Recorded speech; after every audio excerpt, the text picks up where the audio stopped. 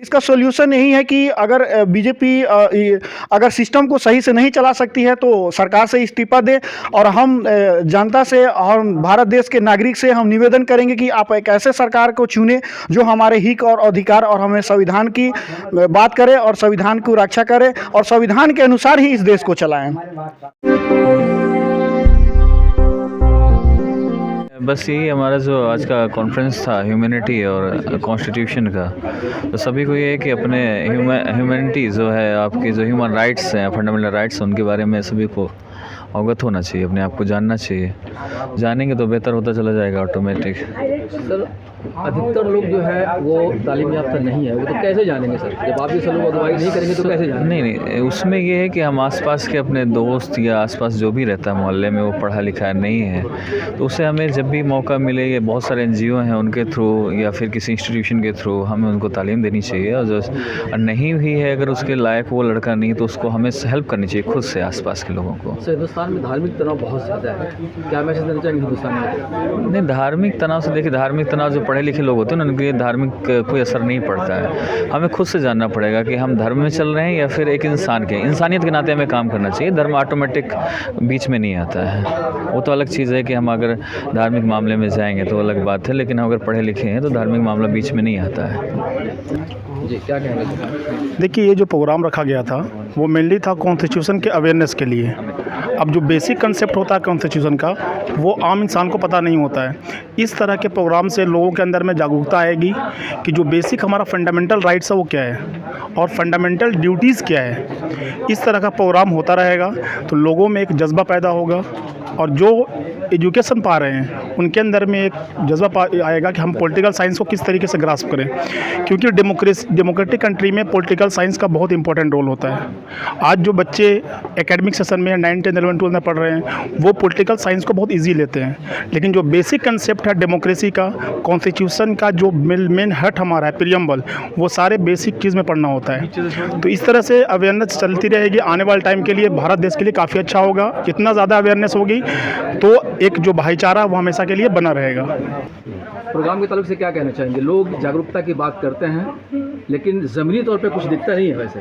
नहीं, जो आप कह रहे हैं बिल्कुल ठीक, राइट कह रहे हैं, लेकिन कुछ लोग के अंदर अवेयरनेस नहीं है। लेकिन अब लोग जागरूक हो गए कि सभी के बच्चे पढ़े लिखे हो गए हैं। जिनकी माता अनपढ़ थी वो अपने बच्चों को पढ़ाना लिखाना चाहती हैं और अवेयरनेस आई है, ऐसा नहीं है। अब उन्हें सुझाव मिला है कानून के तौर पर, हर किसी, चाहे वो अनपढ़ हो चाहे रिक्शा वाला हो, अगर वो सभी लोग कानून जानते हैं दिल्ली के अंदर, लेकिन उसका उपयोग नहीं कर पाते कि उनको दबंग लोग दबा देते हैं, तो डर की वजह से वो घर में बैठ जाते हैं। एक आम आदमी थाने में जाने से डरता है। जी बिल्कुल राइट। क्या कहेंगे आप इससे? इसमें ये पुलिस वालों की मिली भगत हो गई कि वो वर्दी को देख के डर जाता है, उसको अपनी आम भाषा में बात कहना चाहता है, लेकिन उसको ये डर लगा, उसको डरा दिया जाता है कि तुझे जेल में डाल दिया जाएगा।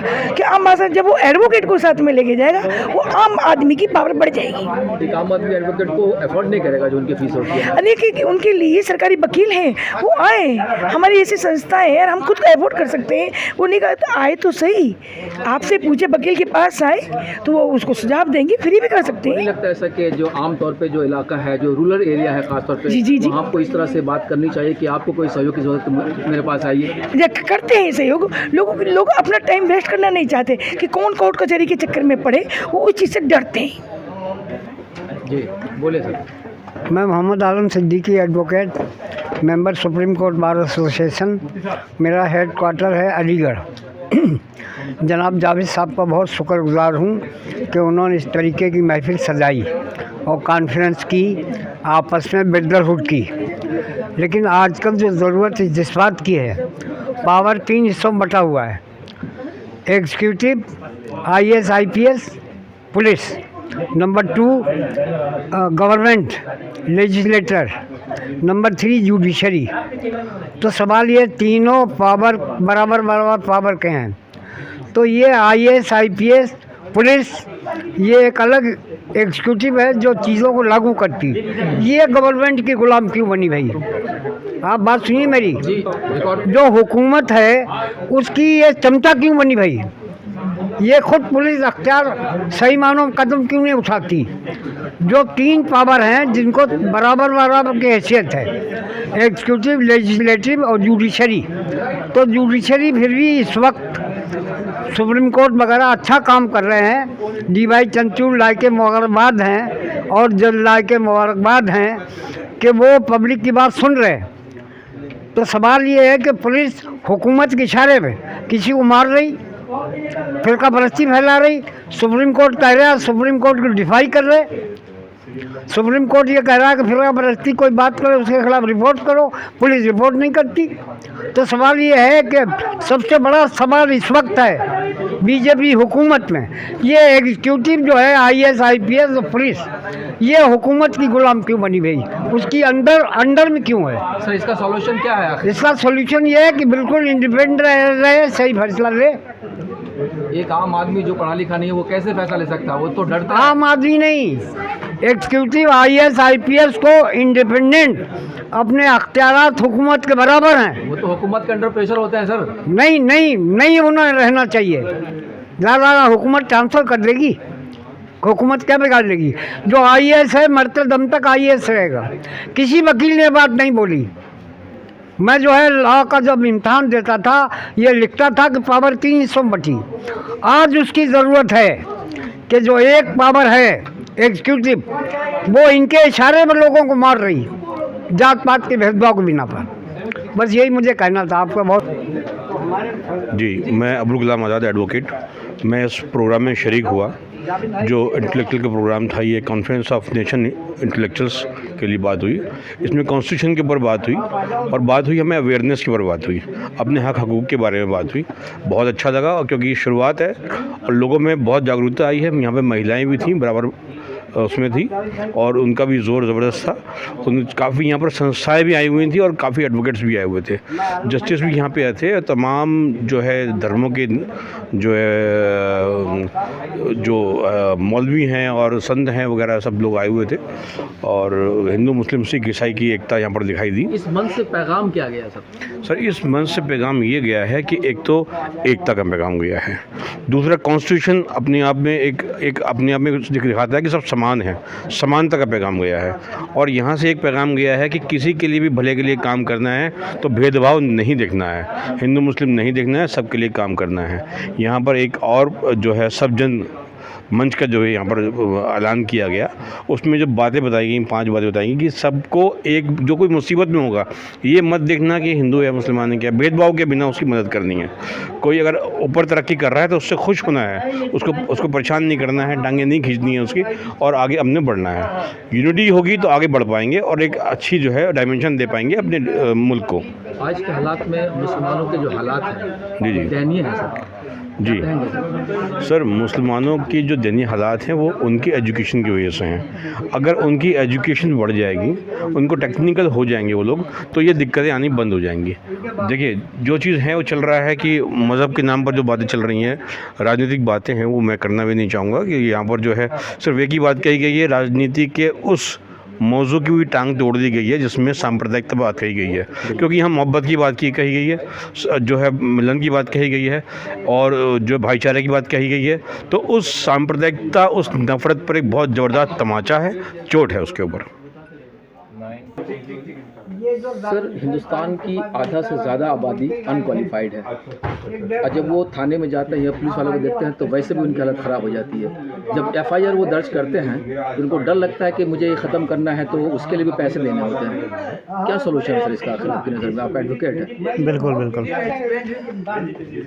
जो आपने सवाल पूछा है ये बहुत ही संजीदा सवाल है। इससे देश की ज़्यादातर आवाम जो है इस समस्या को हर रोज़ फेस करती है और इसका जो निदान अगर देखेंगे तो इसके लिए जो इस देश के जो पढ़े लिखे लोग हैं जिनको हम लोग इंटेलेक्चुअल कहते हैं, उनको थोड़ा सा उनका जो कैरेक्टर है, उनके कैरेक्टर को असेस करने की ज़रूरत है।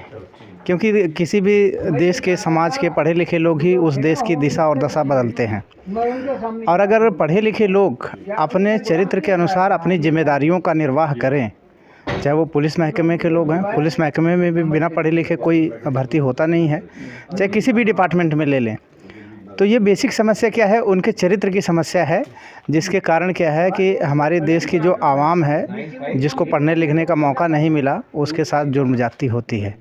अगर हम उनके तालीम पे थोड़ा ध्यान दें तो इस समस्या को हम दूर कर सकते हैं। और दूसरा तरीका ये भी है कि जो लोग इस देश में तालीम नहीं हासिल कर सकते, उन लोगों को संगठित होने की ज़रूरत है।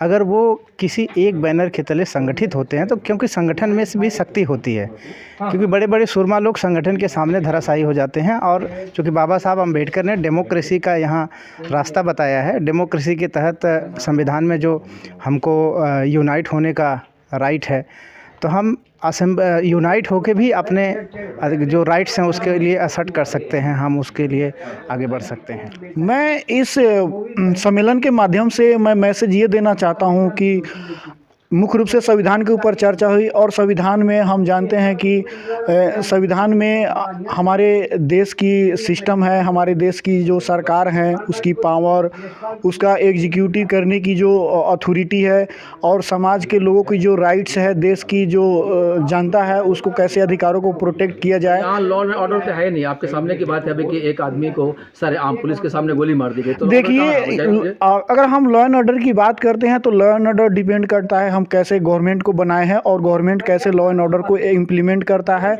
और एग्जीक्यूटिव बॉडी किस हद तक लॉ एंड ऑर्डर को एक लॉ एंड ऑर्डर की तरह इम्प्लीमेंट करती है समाज में। तो लॉ एंड ऑर्डर एग्जीक्यूटिव और गवर्नमेंट के ऊपर डिपेंड करता है। जैसे अगर गवर्नमेंट बनती है, जैसे एग्जीक्यूटिव होती है, वैसे लॉ एंड ऑर्डर इम्प्लीमेंट होता है। कि अगर बीजेपी है तो लॉ एंड ऑर्डर अब खत्म हो चुका है यहाँ। देखिए, मैं पार्टिकुलरली बीजेपी के ऊपर सवाल नहीं उठाना चाहता हूँ। अगर बीजेपी इस गवर्नमेंट में है तो मेरा हक है और मेरा कॉन्स्टिट्यूशनल राइट है कि मैं बीजेपी गवर्नमेंट के ऊपर मैं सवाल उठाऊँ कि इस देश की सिस्टम क्यों प्रॉपर नहीं चल रही है, इस देश की सिस्टम ये हमारे समाज में जो लॉ एंड ऑर्डर है प्रॉपर क्यों नहीं चल रही है, क्यों अपराध बढ़ रहे हैं, क्यों लोगों को इनकाउंटर हो रहे हैं, सिस्टम क्यों नहीं सही से चल रहा है। इसका सोल्यूशन यही है कि अगर बीजेपी अगर सिस्टम को सही से नहीं चला सकती है तो सरकार से इस्तीफा दे, और हम जनता से और भारत देश के नागरिक से हम निवेदन करेंगे कि आप एक ऐसे सरकार को चुने जो हमारे हित और अधिकार और हमें संविधान की बात करे और संविधान की रक्षा करे और संविधान के अनुसार ही इस देश को चलाएं।